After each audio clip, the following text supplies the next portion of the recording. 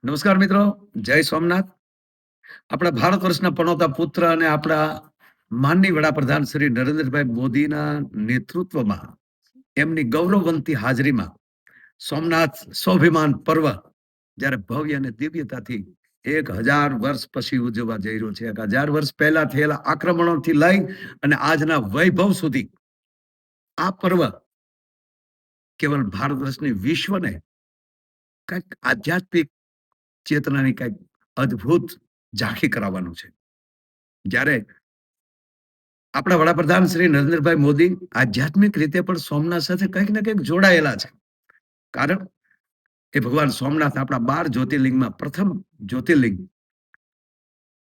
1026 ના વિધ્વંસ પછી આજ 2026 ના વૈભવ સુધી એ શું શીખવે છે? આ દેશની એક અડગતા, આ દેશની શ્રદ્ધા, આ દેશનું સ્વાભિમાન, આ દેશની સનાતન ધર્મ પ્રત્યેની જે મજબૂતાઈ, આ પર્વ આપણને 1000 વર્ષ પછી આપણા વડાપ્રધાન શ્રીની હાજરીમાં ગૌરવ સાથે આ ઉજવવાનો જે અવસર આપણા હાથમાં આવ્યો છે.